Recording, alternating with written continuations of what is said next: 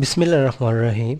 Secondary biology chapter number 27 man and his environment का आज हम स्टार्ट लेंगे, यानी इंसान और उसका माहौल से इसके बारे में ये चैप्टर आज हम शुरू करेंगे। तो अगर हम बात करें ह्यूमंस की या मैन की, तो ह्यूमंस भी अर्थ इन्वायरमेंट का हिस्सा है, जिस तरह बकाया स्पीशीज़ है। और इंसान का जो मतलब स्टार्ट हुआ था, जो सबसे पहला ऑक्यूपेशन था, जो सबसे पहला पेशा था, वो ये था कि वो हंटर था। लाइक ही वाज हंटर, ठीक है। उसने शिकार करना शुरू किया और वो फिर मतलब क्योंकि हम कंज्यूमर कैटेगरी के अंदर आते हैं, लाइक हमें अपनी एनर्जी दूसरी ऑर्गेनिज्म से हासिल करनी पड़ती है, तो हम हंटर्स थे। हंटर्स के बाद हर्बीवोरस, ठीक है, कि हम वेजिटेशन के ऊपर भी गुजारा कर सकते थे, ठीक है। तो हर्बीवोरस थे, हर्बीवोरस हैं भी, ठीक है। हंटर या प्रीडेटर भी कह सकते हैं आप इसे, कि ह्यूमंस वर प्रीडेटर्स, कि वो दूसरों का शिकार करते थे। ठीक है। फिर उसके बाद आहिस्ता आहिस्ता हम नेक्स्ट आगे जाके एग्रीकल्चर हमने अडॉप्ट किया, कि हमने जो फसलें थी वो मतलब उगाना शुरू की लैंड ज़मीन के ऊपर। फिर एग्रीकल्चर के बाद आहिस्ता आहिस्ता मतलब हम इंडस्ट्री या इंडस्ट्रियलाइजेशन स्टार्ट हो गई, कि इंडस्ट्रीज़ लगाना शुरू कर दी, इंडस्ट्रियलाइजेशन। तो इस तरह एडवांसमेंट आती गई, और अब इंडस्ट्री को रन करने के लिए हमें एनर्जी चाहिए थी, ठीक है। तो हम एनर्जी के मतलब उसके एनर्जी के रिसोर्सेज ढूंढने शुरू हो गए, ठीक है। इंडस्ट्रियलाइजेशन के लिए हमें एनर्जी रिसोर्सेज चाहिए थे, ठीक है। उन्हीं रिसोर्सेज के बारे में आगे भी डिस्कस करेंगे। और ये सारे रिसोर्सेज हमें कौन देगा? इन्वायरमेंट देगा, ठीक है, कि ये सारे रिसोर्सेज हमें इन्वायरमेंट से मिलेंगे। लेकिन ये जो रिसोर्सेज हैं इनकी दो टाइप्स हैं, ठीक है, जिसमें एक रिन्यूएबल है, मतलब जो दोबारा से जनरेट हो जाते हैं, और कुछ नॉन रिन्यूएबल, ठीक है, जो कि दोबारा जनरेट नहीं हो सकते हैं, ठीक है। रिन्यूएबल रिसोर्सेज की अगर हम बात करें तो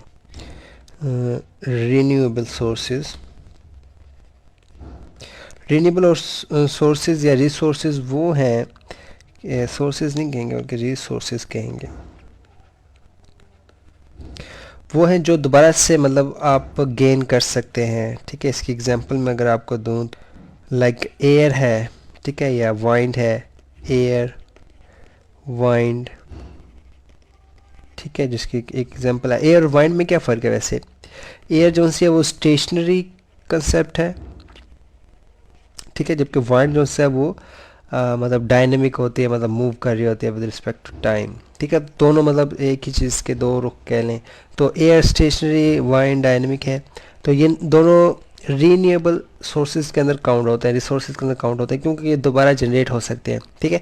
फॉर एग्जांपल अगर आपने ये कह लें कि वाइंड पावर प्लांट लगाया हुआ है, ठीक है, जिसके अंदर फैंस होते हैं जो हवा की वजह से मूव करते हैं, तो अब ये हवा आप जिनसे दोबारा भी जनरेट हो सकती है, ये नहीं है कि एक दफ़ा यूज़ होगी दोबारा नहीं बन सकती, ठीक है।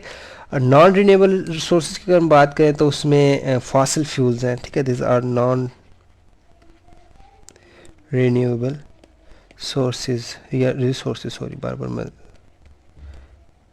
Resources, why they are non renewable? Because they can not be produced again and again, ठीक है, बार बार ये प्रोड्यूस नहीं हो सकते, ठीक है। इसके अंदर मेटल्स, नॉन मेटेलिक मिनरल्स हैं, फॉसिल फ्यूल्स हैं, जिसमें ऑयल, गैस और कोल यानी कोयला वगैरह आ जाता है, ठीक है। ये एक दफ़ा रिसोर्सेज यूज़ हो जाए दोबारा जनरेट नहीं हो सकते, ठीक है।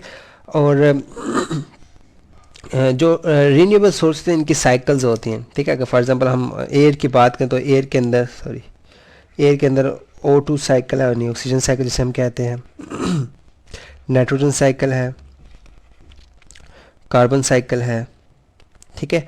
तो मतलब जो रीन्यूएबल सोर्सेज होते हैं दे हैव साइकिल्स, ठीक है, उनकी एक साइकिल होती है जो बार बार रिपीट हो रही थी। जिससे अब मसलन नाइट्रोजन साइकिल को न्यूट्रेंट साइकिल भी कह सकते हैं, क्योंकि ये हमारी बॉडी के अंदर भी मौजूद होती है प्रोटीन्स की शक्ल में। फिर आहिस्ता आहिस्ता ये डिके होती है, ठीक है, दोबारा ये जनरेट होती है। तो मतलब जो renewable sources they follow a pattern, ठीक है, एक पैटर्न होता है, और ये पैटर्न डिस्टर्ब हो सकता है, ठीक है। कि फॉर एग्जाम्पल अगर मैं यहाँ पे पैटर्न बनाऊँ कि आपके पास फूड है, फूड को कंज्यूम हो किया, ठीक है, सॉरी, कंज्यूम होने के बाद ये डिके डिके के बाद दोबारा उसके फूड बन जाता है, ठीक है। फॉर एग्जांपल हमारे पास प्रोटीन्स हैं, फूड की शक्ल में क्या है, प्रोटीन्स। कंज्यूम जब हुआ तो वो किस में कन्वर्ट हो गया, अमोनिया, ठीक है, मतलब वेस्ट प्रोडक्ट है। और अमोनिया को दोबारा इसके मतलब नाइट्राइट्स बनाए, ठीक है, नाइट्राइट्स, या फिर दोबारा इसने प्रोटीन्स बनाए, सही। तो इसका मतलब हर एक की मतलब स्टेप्स हैं। तो अगर फूड ज़्यादा कंज्यूम होती है, ज़्यादा अमोनिया प्रोड्यूस होता है, ये भी यानी ख़तरनाक है एनवायरमेंट को, पोल्यूशन होगी। सिमिलरली अगर अमोनिया ज़्यादा नाइट्राइट्स में कन्वर्ट होता है तब भी पोल्यूशन होगी। या बहुत ज़्यादा फूड कम बनती है, ठीक है, कि आपके मतलब कह लें कि कम फूड है तो इसकी वजह से फिर कहत हो सकती है, सही। तो मतलब हर स्टेज जो से है वो मतलब कंपलसरी है। और ये साइकिल सारे सेल्फ सस्टेन्ड हैं, ठीक है। जितनी भी लाइफ है या जितने भी साइकिल्स हैं, they are self sustained. Self sustain से क्या मतलब है कि they go on its own, ठीक है, खुद ब खुद ही वो चलते रहते हैं। और जब तक कि बाहर से कोई इंटरेक्ट ना करे, ख़ासतौर पर ह्यूमंस के बहुत ज़्यादा इंटरेक्शन पाया जा रहा है, सही। और एक और हम टेबल देख लें रिसोर्सेज के अंदर, रीन्यूएबल और नॉन रीन्यूएबल सोर्सेज में। तो रीन्यूएबल सोर्सेज के अंदर सोलर एनर्जी है, एयर है, वाइंड है, वाटर है, tides flowing, soil and plants. जबकि नॉन रीन्यूएबल के फॉसिल फ्यूल्स हैं, मेटल मिनरल्स हैं, ठीक है, और नॉन मेटल्स मिनरल्स हैं, सॉल्ट, फॉस्फेट वगैरह, सही। तो ये कुछ नॉन रीन्यूएबल सोर्सेज हैं। तो अगर हम रीन्यूएबल सोर्सेज को स्टार्ट करें, जिसमें सबसे पहले एयर आ रही है, ठीक है। तो एयर के अंदर मतलब एयर क्या है, इट इज़ ब्लैंकेट, ठीक है, मतलब एक लिहाफ है अराउंड द अर्थ, ठीक है, यानी it is the blanket of atmosphere कह लें या blanket of gases, blanket of atmosphere around earth, ठीक है। और अगर हम इसके कंपोनेंट्स की बात करें तो एयर के अंदर जो सा है वो 79% नाइट्रोजन है, 92 जिसे कह सकते हैं हम, ठीक है। और इसके अंदर 20% ऑक्सीजन है, मतलब O2 जो सा है वो 20% है। इसके अलावा कार्बन डाइऑक्साइड 0.03% है, 0.03% है, सही। और बकाया नोबल गैसेस हैं, कुछ ट्रेसेस हैं उनकी, हाइड्रोजन की भी है, सही। और मतलब जो नाइट्रोजन है ये नाइट्रोजन साइकिल के अंदर यूज़ हो रही होती है, ठीक है, एन साइकिल। ऑक्सीजन जो है ये रेस्पिरेशन के लिए रिक्वायर्ड होती है और हर ऑर्गेनिज्म रेस्पिरेशन करता है। कार्बन डाइऑक्साइड जो है फोटोसिंथेसिस के लिए रिक्वायर्ड है। सो मतलब air is a rich source of resources, ठीक है, मतलब आपको एयर में से काफ़ी रिसोर्सेज मिलेंगे जो कि मुख्तलिफ कह लें कि साइकिल्स के अंदर इन्वॉल्व हैं, जो कि लाइफ को सस्टेन करने के लिए ज़रूरी हैं, ठीक है। लेकिन एयर की अगर पोल्यूशन होती है, like if there is a pollution of air, अगर एयर की पोल्यूशन किस तरह होती है, एयर पोल्यूशन, तो उसमें कार्बन डाइऑक्साइड है अगर बहुत ज़्यादा बन जाए, ठीक है, नाइट्रोजन डाइऑक्साइड बन जाती है, ठीक है। तो कार्बन डाइऑक्साइड आएगा तो इसके दोनों के दो असरात हैं, इन दोनों के। एक तो ये कि ग्लोबल वार्मिंग होगी। ग्लोबल वार्मिंग से क्या मराद है कि लाइक अगर ये अर्थ है तो अर्थ के अंदर कार्बन डाइऑक्साइड का लेवल ज़्यादा हो जाता है या नाइट्रोजन डाइऑक्साइड का लेवल ज़्यादा हो जाता है, ठीक है। तो जो सन से शुआएँ आ रही हैं, ठीक है, the light energy coming from the sun, ठीक है, जो कि सन से आ रही हैं, वो इनके दिमाग इंट्रैप हो जाती है, they are entrapped in the carbon dioxide and nitrogen dioxide, क्योंकि लार्जर मालिक्यूल्स होते हैं तो ये लाइट को ऑब्जॉर्व कर लेते हैं। और जब लाइट को ऑब्जॉर्व करेंगे तो जो इनका टेम्परेचर है वो बढ़ना शुरू हो जाएगा, टेम्परेचर सेंटीग्रेड्स के अंदर वो बढ़ना शुरू हो जाएगा। तो इसे आप ग्लोबल वार्मिंग कहते हैं। ग्लोबल वार्मिंग एक इसका बहुत बड़ा अफेक्ट आएगा। और दूसरा एसिड रेन है, ठीक है, कि जब कभी बादल आएंगे और वो बरसेंगे, ठीक है, और बरसने से भी क्या होगा कि यही carbon dioxide, carbonic acid, nitrogen dioxide जो है वो नाइट्रिक एसिड बना के एसिड रेन काज करेगा, जो कि मतलब फिर नुकसानदेह है ह्यूमंस के लिए भी, जितने भी लिविंग स्पीशीज़ हैं हर एक के लिए नुकसानदेह है। बकाया ये एयर पोल्यूशन हो किस वजह से रही है, इसमें ऑटोमोबाइल्स हैं, ठीक है, मतलब जो गाड़ियों के धुएँ हैं, ठीक है, इसके अलावा इंडस्ट्रीज़ हैं मुख्तलिफ, सही। और क्लोरोफ्लोरोकार्बन्स भी होते हैं, ठीक है, जो कि आपके फ्रिज रेफ्रिजरेटर्स वगैरह में यूज़ होते हैं। और वो बहुत डेंजरस उनका इफेक्ट होता है जिसे हम कहते हैं ओजोन डिप्लीशन, ठीक है, वो हम आगे जाके पढ़ेंगे, उसमें इनका बहुत बड़ा रोल है। सही, तो ये हो गया एयर के बारे में। अगर एयर पोल्यूशन की ये तो छोटी सी आप डायग्राम भी सकते, लाइक ये एसिड रेन है कि अगर sulphur dioxide, nitrogen dioxide, even carbon dioxide जब ऊपर जाएगा फिर बादल बरसेंगे तो जो से पानी है वो एसिडिक हो जाएगा और एसिड रेन काज करेगा। सही, और ये नुकसानदेह होता है क्योंकि इसकी पीएच लो होती है, तो ये नॉर्मल लाइफ के लिए अच्छा नहीं है। तो अगर इसके बाद हम चलते हैं रीन्यूएबल रिसोर्सेज के अंदर वाटर की तरफ, ठीक है, पानी जो कि बहुत ज़रूरी है, ठीक है। वाटर के लिए एक सिंगल लाइन कहा जाता है कि water is medium of life, ठीक है, कि बगैर पानी के कोई भी चीज़ ज़िंदा नहीं रह सकती। अगर हम ऑक्सीजन की बात करें तो ऑक्सीजन, कुछ ऐसे ऑर्गेनिजम्स भी होते हैं जो एनारोबिक होते हैं, like they can grow in the absence of oxygen, लेकिन जो पानी है ये नेसेसरी है, मतलब कंपलसरी है लाइफ के लिए। अगर पानी नहीं होगा तो ज़िंदगी नहीं होगी, ठीक है, इवन कोई बड़ा ऑर्गेनिज्म उसके लिए भी, और अगर कोई छोटा ऑर्गेनिज्म उसके लिए भी, ठीक है। तो अगर हम ओवरऑल जायज़ा लें तो हमारा 70% जो सा है अर्थ का वो वाटर है, ठीक है, या 71% भी कहा जाता है। सही, लेकिन इसका सिर्फ 1% जो सा है वो फ्रेश वाटर है। ये चीज़ भी ध्यान में रखनी है हमने, ठीक है, कि फ्रेश वाटर सिर्फ इसमें से 1%, जबकि 99% जो सा है वो सी वाटर है, जो कि नॉन यूजेबल, या उसको हम डोमेस्टिक यूज़ या ड्रिंकिंग पर्पज़ के लिए यूज़ नहीं कर सकते, पी नहीं सकते हम उसे, ठीक है, जबकि फ्रेश वाटर जो है सिर्फ 1% है। सही, और 99% नहीं कहते, बल्कि अब इसमें भी ये है कि 97% सीज़ के अंदर है, ठीक है, और 2% जो है वो फ्रीज़ है, ठीक है, north and south pole of earth के ऊपर। सही, और ये हमारे लिविंग ऑर्गेनिजम्स का मेजर कंस्टिट्यूएंट है, यानी जिस तरह हमने कहा था मीडियम ऑफ लाइफ के जितने भी लिविंग ऑर्गेनिजम्स हैं उनके अंदर पानी मौजूद होता है। सही, अगर हम वाटर के यूजेस को चेक करें तो यूजेस ऑफ वाटर क्या क्या हैं, तो जो सबसे मतलब हमारे जहन में सबसे पहला इस्तेमाल आता है वो यही है, डोमेस्टिक यूज़ जो सा है, ठीक है, डोमेस्टिक है एंड इंडस्ट्रियल भी कह सकते हैं हम। डोमेस्टिक से मतलब घरेलू इस्तेमाल, और प्लस इंडस्ट्रियल यूज़ जो है कि बहुत सी इंडस्ट्रीज़ के अंदर जैसे वाटर है वो एज मतलब रिएक्टेंट या फिर प्रोडक्ट यूज़ हो रहा है कहीं ना कहीं। तो इंडस्ट्री और डोमेस्टिक यूज़ जो कि 10% यूज़ बना रहे हैं, कितने परसेंट बना रहे हैं, 10%, ठीक है। बकाया जो 90% है वो इरिगेशन के अंदर यूज़ होता है। इरिगेशन से मुराद कि मतलब जो फसलों को पानी देते हैं, ठीक है, वो 90% हमारे यहाँ यूज़ हो रहा है, ठीक है। और अगर हम इम्पोर्टेंस ऑफ वाटर डिस्कस करना शुरू कर दें तो ये बहुत लंबा टॉपिक है, ठीक है। इवन लाइफ और नॉन लिविंग थिंग्स दोनों के लिए पानी बहुत ज़्यादा ज़रूरी है, ठीक है। फॉर एग्जाम्पल अगर हम इंडस्ट्रीज़ की बात करें तो इंडस्ट्रीज़ के अंदर ये water as a major, water is major कह रहे हैं कि रॉ मटेरियल होता है, कि बहुत से रिएक्शंस ऐसे होते हैं जिसके अंदर वाटर का होना बहुत ज़रूरी है। तो water is a major raw material even in industries and even in living things, ठीक है। यानी जो हमारे बॉडी में कैटाबॉलिज्म एनाबॉलिज्म हो रहा है, जितना भी मेटाबॉलिज्म है उसके अंदर मतलब water mostly as a reactant या फिर प्रोडक्ट यूज़ हो रहा होता है, ठीक है। इसके अलावा माइक्रोऑर्गेनिजम्स के अंदर होता है ये, ठीक है। माइक्रोऑर्गेनिजम्स के जितने भी हैं बैक्टीरियाज वगैरह हैं या फिर फंजाई, मतलब जो भी माइक्रोऑर्गेनिजम्स के अंदर आ रहे हैं, पैरासाइट्स वगैरह, सब के अंदर वाटर यूज़ हो रहा होता है। सही, अगर हम वाटर पोल्यूशन की बात करें तो वाटर पोल्यूशन की जो रीज़न्स हैं, वाटर पोल्यूशन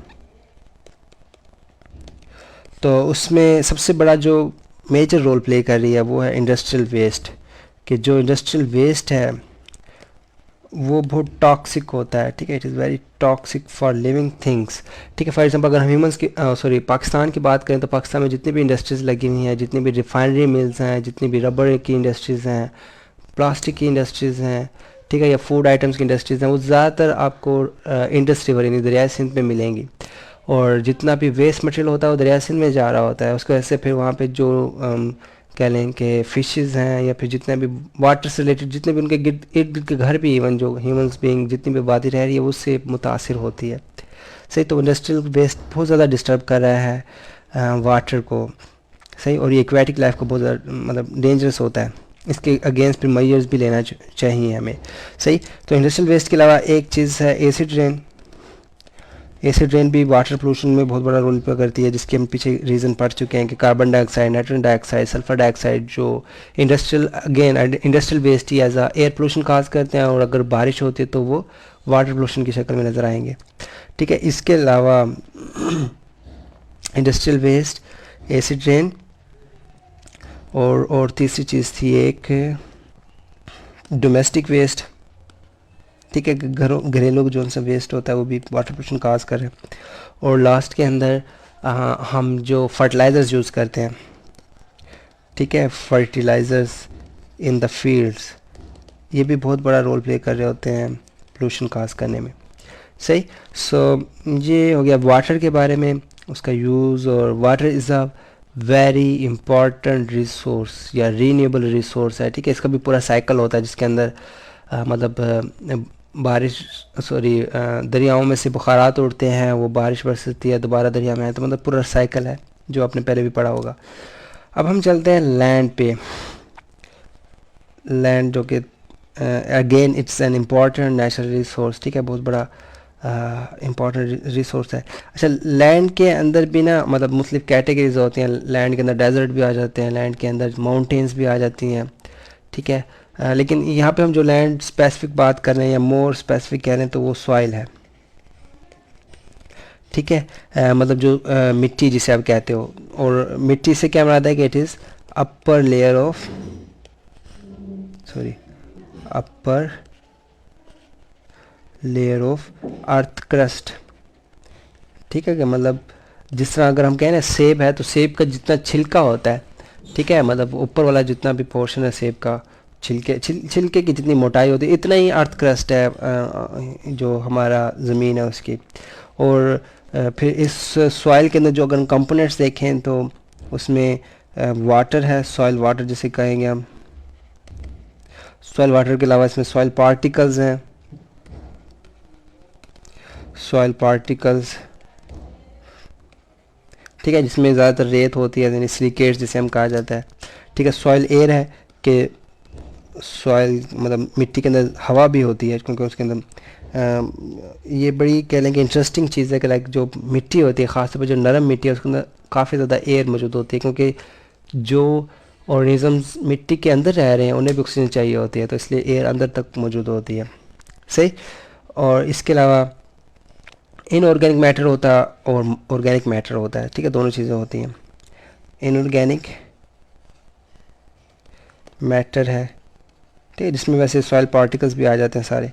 और ऑर्गेनिक के अंदर मतलब माइक्रो ऑर्गेनिजम्स हैं, या उसे हम ह्यूमस भी कहते हैं बाज़ का। और ऑर्गेनिक मैटर मौजूद होगा।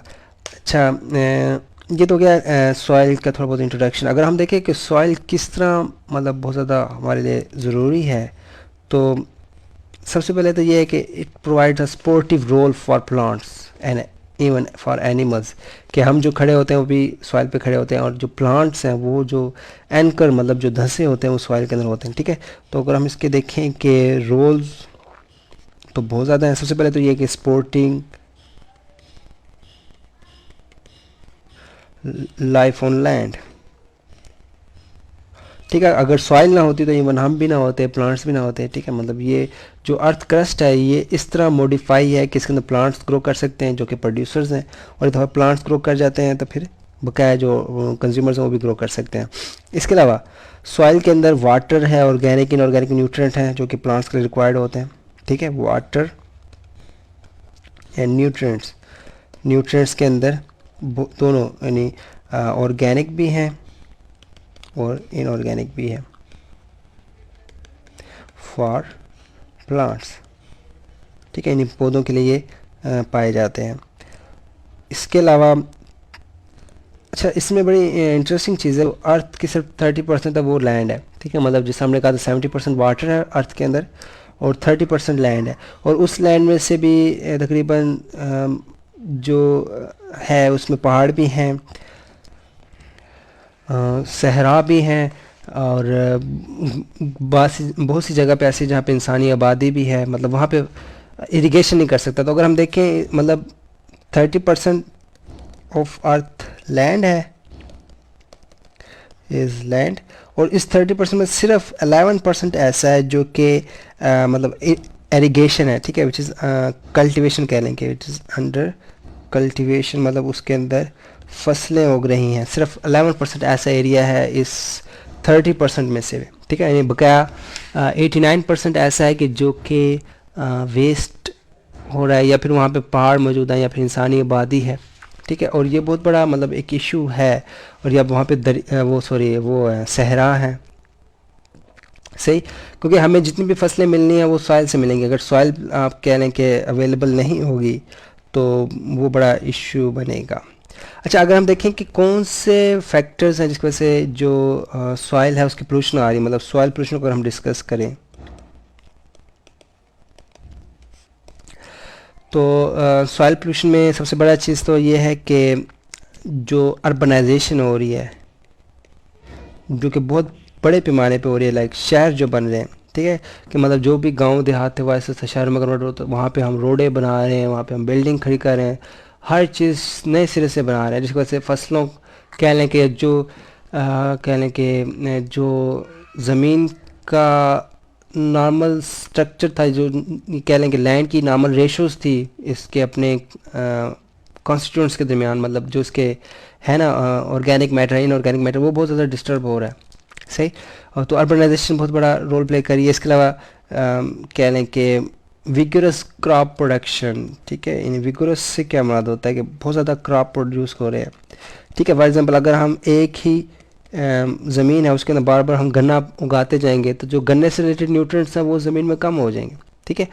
तो हम क्या करते हैं कि बजाय ये कि हम थोड़ा इंतज़ार करें, हम उसमें फर्टिलाइज़र यूज़ करना शुरू कर देते हैं, ठीक है, और आर्टिफिशियल तरीके से फसल उगाना शुरू कर देते हैं, तो वो बहुत बैड प्रैक्टिस है, ठीक है। इसे आप बैड प्रैक्टिस ऑफ एग्रीकल्चर भी कह सकते हैं, या पुअर प्रैक्टिस ऑफ एग्रीकल्चर भी है। फिर इसके अलावा एक्सटेंसिव ग्रेजिंग है, ठीक है, कि कोई ग्रास लैंड है तो वहाँ पे आप जानवर इतना ज़्यादा छोड़ दो कि वो फिर घास ही वहाँ से ख़त्म हो जाए और आहिस्ता आहिस्ता वहाँ पे कोई फसल ही ना उग सके, ठीक है। इसके अलावा लीचिंग है, मतलब जिसे आप सेम या फिर थोर कहते हो उर्दू के अंदर के, मतलब वहाँ पे जो साल्ट्स हैं वो ऊपर वाली तह तक आ जाते हैं, ठीक है। लीचिंग कहते हैं साल्ट्स का गहराई में चले जाना, ठीक है, यानी साल्ट्स नमकियात जिसे आप कहते हैं, नमकियात का गहराई में चले जाना, ठीक है। लीचिंग हो रही है, ये भी मतलब एक किस्म की सॉइल पोल्यूशन ही है। इसके अलावा फर्टिलाइज़र्स हैं, इंसेक्टिसाइड्स हैं जो कि हम यूज़ करते हैं अपनी क्रॉप प्रोडक्शन के अंदर। इंसेक्टिसाइड्स हैं जो कि हम मतलब इंसेक्ट्स को किल करने के लिए यूज़ कर रहे होते हैं। ये केमिकल्स भी हमारे लैंड को पोल्यूट कर रहे हैं। तो ज़ाहिर बात है इसके अगेंस्ट हमें प्रिवेंटिव मेजर्स लेने पड़ेंगे, अवेयरनेस प्रोग्राम्स चलाने पड़ेंगे जो फार्मर्स को या फिर जनरल पब्लिक को बता सके यार किस तरह हम अपनी ज़मीन को गंदा कर रहे हैं या किस तरह ये हमारे रहने के काबिल नहीं होती जा रही, ठीक है। सो ये आज का लेक्चर होगा जिसके अंदर हमने थोड़ा बहुत डिस्कस किया इंट्रोडक्शन के बारे में, ठीक है, कि फिर उसके अंदर हमने रीन्यूएबल और नॉन रीन्यूएबल रिसोर्स को डिस्कस किया और 3 रीन्यूएबल रिसोर्स पढ़े हमने जिसमें एयर, वाटर और लैंड है। अगले लेक्चर के अंदर हम मज़ीद रीन्यूएबल रिसोर्स के बारे में बात करेंगे और नॉन रीन्यूएबल रिसोर्स के बारे को भी डिस्कस करने की कोशिश करेंगे।